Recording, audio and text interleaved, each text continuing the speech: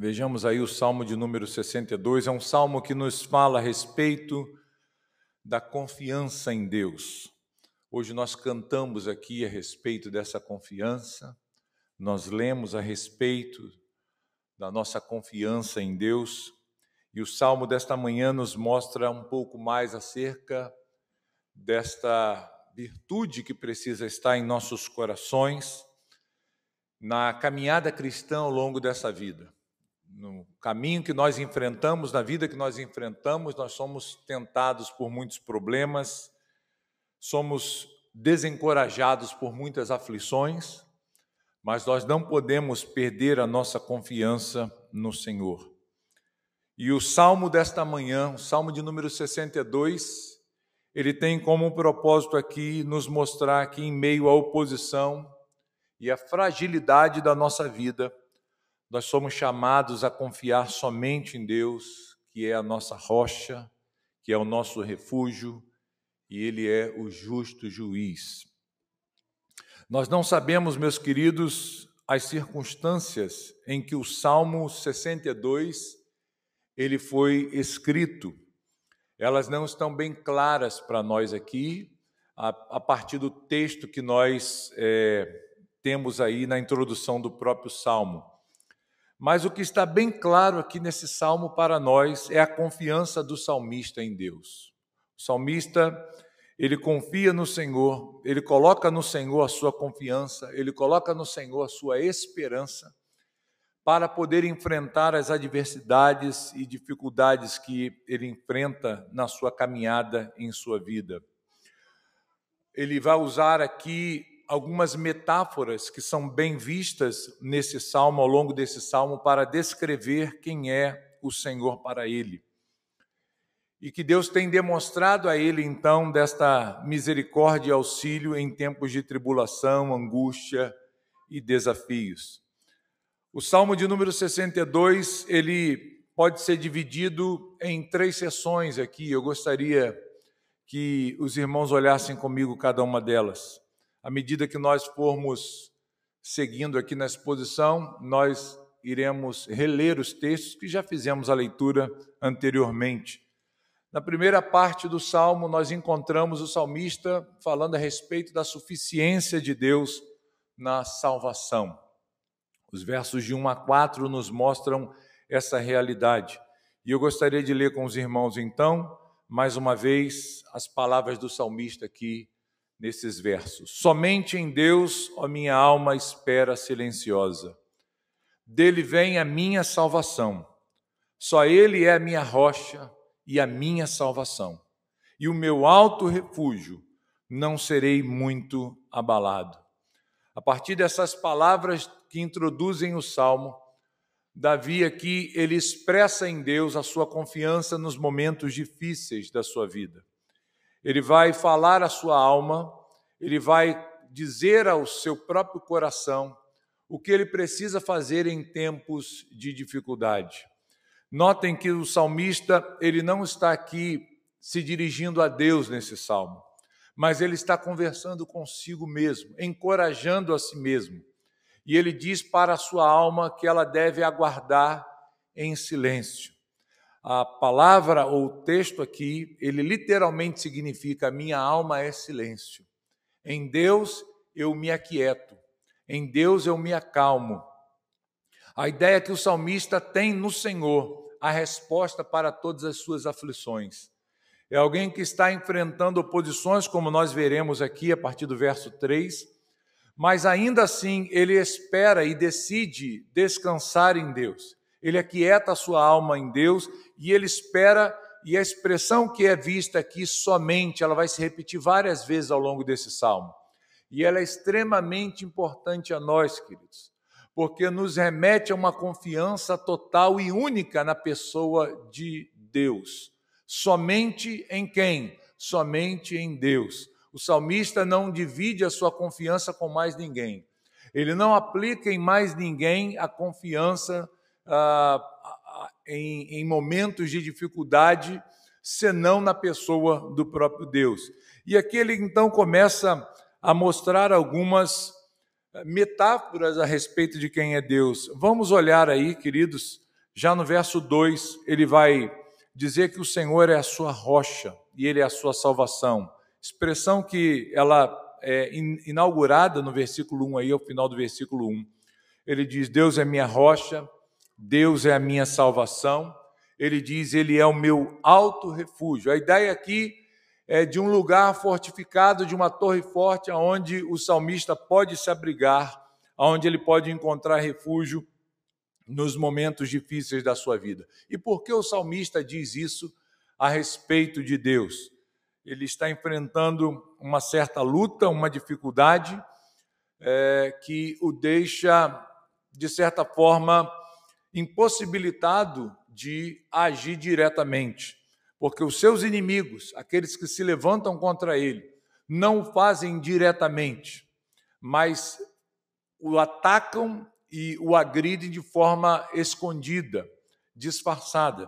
Vejamos então os versos 3 e 4, onde ele diz, até quando acometereis vós a um homem, todos vós para o derribardes como se fosse uma parede pendida, ou muro que está prestes a cair. Davi, ele se coloca nessa condição de alguém que está afetado pelos problemas, pelas dificuldades. Ele está abalado de alguma forma no seu reino, na sua liderança, no seu governo, e ele se vê como aquele muro que está prestes a cair ou como uma cerca que está quase sendo derrubada. E homens estão tramando e lutando contra ele para terminar de fazer isso, derrubá-lo da sua posição. E ele vai dizer no verso 4, só pensam em derribá-lo da sua dignidade. Na mentira se comprazem. Esse é o procedimento desses homens, ele diz. De boca bendizem, porém no interior maldizem. Então aqui nós encontramos a realidade do problema de Davi sendo descrita e a dificuldade que ele tem de lutar contra esse problema. São pessoas que estão lutando contra ele, mas de forma escondida.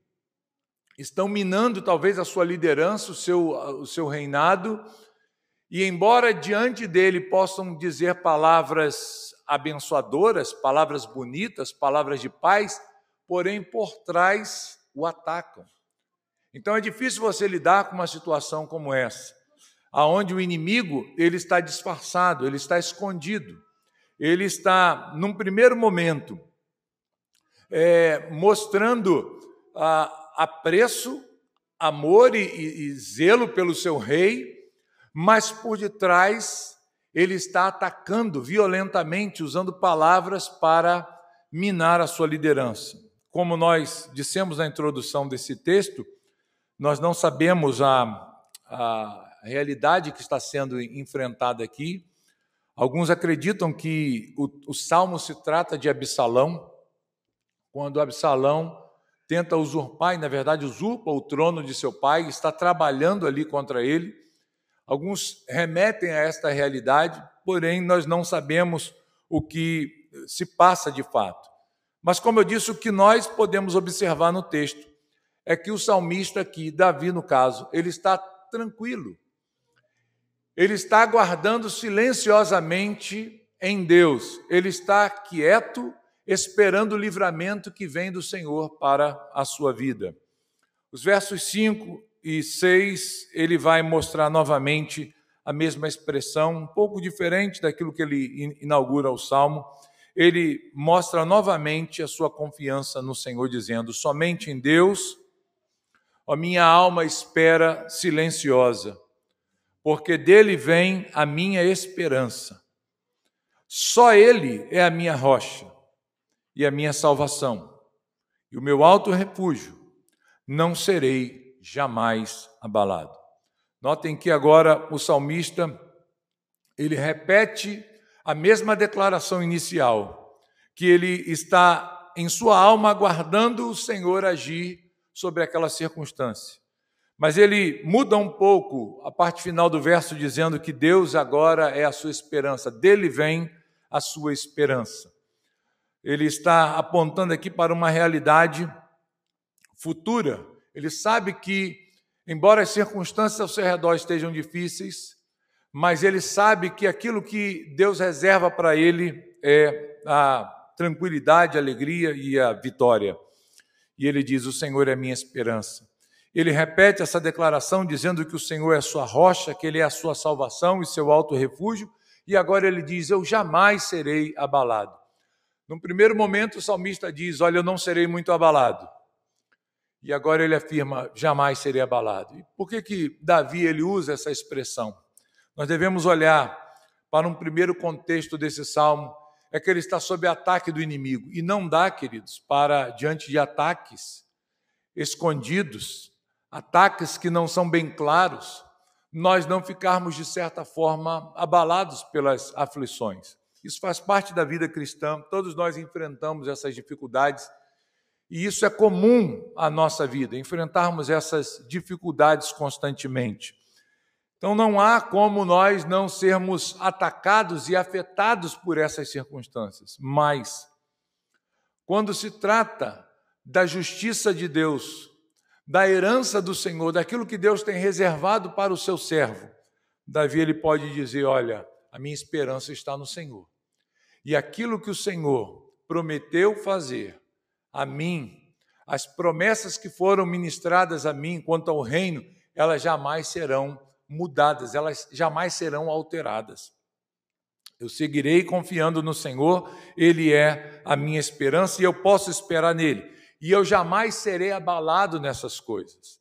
Nessas coisas eu jamais serei afligido, porque eu tenho a confiança plena a respeito daquilo que o Senhor fará por mim. Circunstâncias ao meu redor podem mudar, mas eu sigo confiando. Queridos, ele vai dizer no verso 7, reforçar essa ideia dizendo que do Senhor depende a sua salvação e a sua glória. Estão em Deus a minha forte rocha e o meu refúgio. Tanto a sua salvação quanto a glória que lhe foi prometida, a manutenção do seu reino, está no próprio Deus que ele chama de seu refúgio. A partir do verso 8, irmãos, nós vamos ver uma mudança aqui no Salmo, onde o salmista deixa de olhar para dentro de si. Até aqui ele tem falado à sua alma, até aqui ele tem ministrado a si mesmo, falado a respeito das suas aflições e dificuldades, citando também os seus inimigos, citando as ações dos seus inimigos, relembrando e recordando em seu coração as promessas de Deus. Mas agora o salmista se volta para o povo, agora ele se volta para a congregação que está ali junto a ele e exorta esse povo a confiar no Senhor em todo o tempo, derramar perante ele o coração, ou seja, colocar diante do Senhor as suas aflições, suas dificuldades, seus problemas, suas lutas, se achegar a Deus em oração e suplicar a Ele o livramento. E não confiar no livramento, na vitória que vem pelo braço humano. Os versos seguintes, verso 9, ele vai nos mostrar essas duas realidades, e verso 10 também. Somente vaidade são homens plebeus, falsidade os de fina estirpe. E aqui ele envolve as duas classes, tanto os pobres, os homens simples, como aqueles de alta elite, aqueles que estão numa posição de destaque, tanto material quanto política, que podem fazer alguma coisa. Ele diz: esses homens, eles são como nada. Pesados em balança, ele diz, eles juntos não são mais leves do que a vaidade, ou seja, eles pesam menos do que um sopro. Talvez seja exatamente esta a expressão que o salmista pretende aqui. E ele vai dizer que os crentes no Senhor, o povo de Deus, não deveria confiar naquilo que esses homens adquirem através dos seus atos malignos. Ele diz: não confieis naquilo que extorquis, nem vos glorieis na rapina. E ele diz: se as vossas riquezas prosperam, não ponhais nelas o coração. Tanto as riquezas de origem lícita ou ilícitas, elas não podem trazer livramento para o homem. A nossa confiança não pode estar nessas coisas. O salmista exorta então a congregação a louvar a Deus, dizendo: olha, confiem no Senhor, não confiem em homens, tanto aqueles que ocupam os cargos mais altos, mais elevados, quanto o pobre, mais simples no reino. Não confie na riqueza que é advinda do erro, da ganância, do furto, da iniquidade. Nem mesmo confie na riqueza que é de origem lícita, fruto do trabalho de vocês. Quando vocês adquirem essas riquezas e prosperem, não coloquem nelas o coração de vocês. A ideia é que o povo de Deus coloque a sua confiança na pessoa do próprio Senhor. Confie apenas em Deus.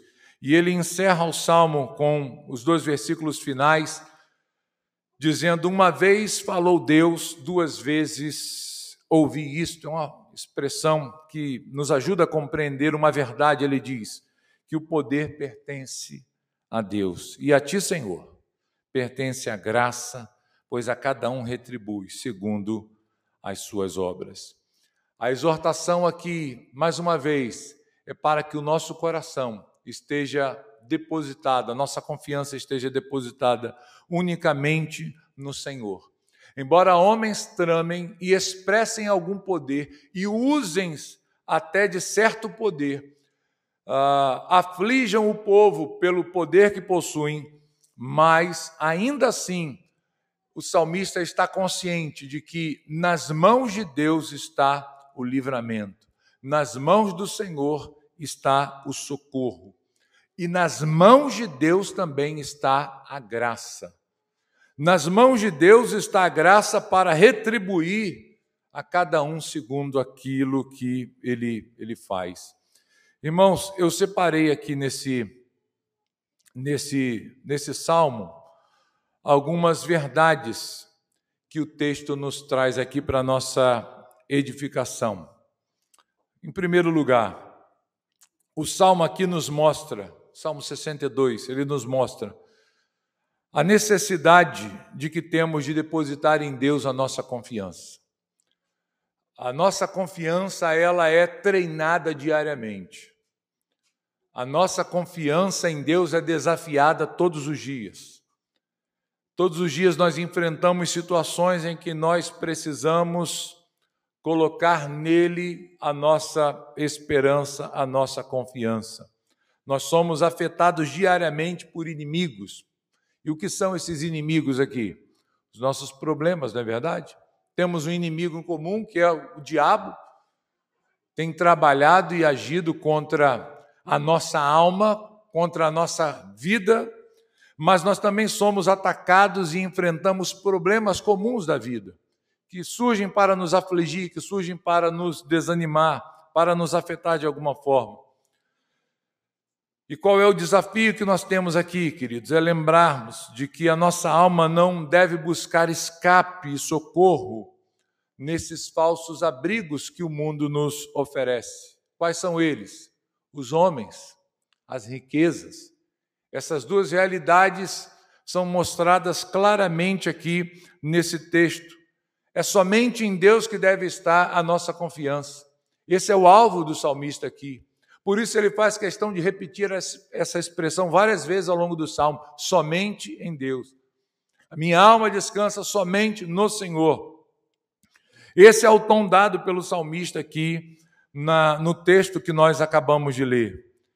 Aqui esse salmo expressa essa confiança que é desejada ao cristão, para o cristão, e que o salmista ensina à sua congregação a partir dos seus sofrimentos, das suas dificuldades, mostrando que Deus preservará o seu povo, guardará o seu povo em meio às aflições dessa vida. O que nós podemos, então, à luz desse texto e à luz do que o Salmo nos ensina, aplicar às nossas vidas? E eu separei aqui 4 pontos, rapidamente, para nós olharmos para eles e aplicarmos ao nosso viver diário à luz desse salmo. O primeiro é que a confiança em Deus nos faz descansar, mesmo em meio aos perigos e às ameaças ao redor. Lembremos, queridos, o contexto do salmo. Davi estava sob ameaças, Davi estava sob um ataque velado, mas ele pôde descansar no Senhor. O que ele diz para a sua alma é: espera, e espera de forma silenciosa, tranquila em Deus. O que Davi está nos ensinando com esse salmo é que nós podemos descansar na confiança do nosso Deus, mesmo em meio aos perigos e mesmo diante das ameaças que estão ao nosso redor. Ele está cercado por inimigos. Esses inimigos são astutos. Eles agem de forma sorrateira, escondida. Eles abençoam na frente, mas por trás maldizem. Eles estão tentando derrubar esse homem da sua posição. Davi está cercado e parece que Davi está aqui impossibilitado de agir, ou ele está completamente confiante em Deus a ponto de não agir e entregar aquela situação a Deus e descansar no seu coração e aguardar silenciosamente. A expressão silenciosa aqui, ela remete, queridos, não apenas a você ficar quieto, não falar nada e não ouvir qualquer barulho ao seu redor. Não contempla a ideia que nós temos de sairmos para um lugar onde não tem ninguém, não tem barulho e ficarmos ali meditando, no silêncio. A ideia do silêncio aqui é você acalmar a sua alma. É você descansar na provisão do Senhor. Uma outra lição que o texto nos traz aqui é a confiança em Deus, ela nos faz descansar na esperança vindoura. Ainda que as coisas aqui, queridos, caminhem de mal para pior, nós devemos olhar sempre para a promessa futura, a esperança futura que nós temos. Nós devemos sempre colocar em Deus a nossa esperança, a nossa segurança, diante daquilo que Ele nos prometeu, aquilo que Ele fará. Nós aguardamos um reino vindouro, nós aguardamos um momento em que o Senhor virá para buscar o seu povo e dar um fim completo à total amargura e aflição que nós enfrentamos nessa vida, nesse mundo. Que nós possamos descansar, como Davi fez, nessa esperança. Ele diz: Deus é a minha esperança. Ainda que tudo caia, ainda que tudo seja abalado e destruído ao meu redor, ainda que eu não tenha saída para este problema que está diante de mim, mas eu sei que o que Deus prometeu a mim, o que Deus prometeu a nós, é algo seguro e eu posso descansar nisso. Foi isso que sustentou os crentes ao longo de toda a história. Não foi a promessa de uma vida boa aqui, mas uma promessa segura de que o Senhor voltaria um dia e esse sofrimento teria fim. Seria dado fim a este sofrimento e será dado fim a este sofrimento pelo Senhor. Que os nossos olhos estejam apontados para o futuro, que os nossos olhos estejam apontados para essa esperança futura. Quando nós temos essa esperança no coração, nós podemos confiar, mesmo diante de problemas tão difíceis na nossa vida. Um outro aprendizado que esse texto nos traz aqui é que a confiança em Deus nos faz considerar a nulidade do socorro do homem e a efemeridade dos bens para o socorro nos dias maus. O texto nos mostra isso claramente, queridos. O socorro do homem é nulo. No homem, nós não podemos colocar a nossa esperança. As riquezas, as glórias das riquezas desse mundo são passageiras. Elas se dissolvem. Da mesma forma que elas chegam, elas se vão também. Esse mundo, esse socorro que vem do mundo é efêmero, é passageiro, ele é pó. Ele é como uma nuvem que passa e vai embora. Nós não podemos colocar nestas coisas a nossa confiança. Eu não posso confiar e esperar que um homem vá trazer o livramento que só o Senhor pode trazer.